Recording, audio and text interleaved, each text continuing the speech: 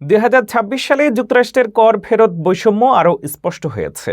One big beautiful bill act মূলত উচ্চ মধ্যম আয়ের পরিবারকে বেশি উপকার দিচ্ছে।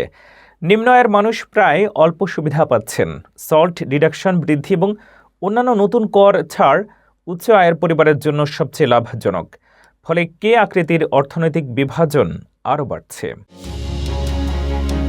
নিউ ইয়র্ক পোস্ট এবং বিভিন্ন বিশ্লেষক অনুসারে ২০২৬ সালে যুক্তরাষ্ট্রের কর ফেরত অনেক অংশেই কে আকৃতির অর্থনীতির প্রভাব দেখাচ্ছে। এই অর্থনীতি বোঝায় যে উচ্চ আয়ের মানুষরা স্টক মার্কেট ও বাড়ি মূল্যের বৃদ্ধির কারণে আরও ধনী হচ্ছেন, আর নিম্ন ও মধ্যম আয়ের মানুষ পিছিয়ে পড়ছেন। ২০২৫ সালে প্রেসিডেন্ট ট্রাম্প স্বাক্ষরিত one big beautiful bill act এর কারণে কর ফেরত বেড়েছে, তবে সুবিধা সবচেয়ে বেশি পাচ্ছেন উচ্চ মধ্যম ও উচ্চ আয়ের পরিবার।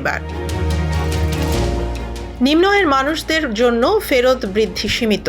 উদাহরণস্বরূপ $৩৩,০০০ বা তার কম আয়ের মানুষ বছরে মাত্র $18 বেশি ফেরত পাবেন। মধ্যম আয়ের পরিবারের কর ফেরত বৃদ্ধি প্রায় $597 থেকে $1,401 পর্যন্ত হতে পারে, কিন্তু উপরের 10% আয়ের পরিবারের কর ফেরত বেড়ে যাবে $2,044 থেকে $3,189 পর্যন্ত, আর শীর্ষ 5% পরিবারের জন্য এটি $3,748 পর্যন্ত যেতে পারে। শীর্ষ 1% পরিবারের সুবিধা সীমিত, কারণ state and local tax deduction cap $40,000 পর্যন্ত বৃদ্ধি পেয়েছে, কিন্তু $5 লাখ বেশি আয় হলে এটি ফেজ আউট হয়ে যায়। ফলে তারা তুলনামূলকভাবে কম উপকার পাবেন।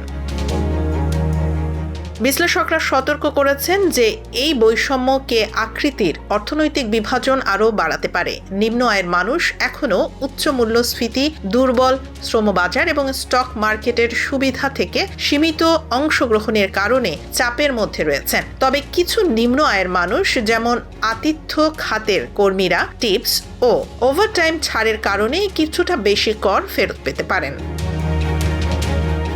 মোটের ওপর এই কর নীতি উচ্চ আয়ের মানুষের জন্য সবচেয়ে উপকারী হলেও নিম্ন ও মধ্যম আয়ের মানুষ তুলনামূলকভাবে কম উপকৃত হচ্ছেন, যা অর্থনৈতিক বৈষম্য আরও দৃঢ় করছে।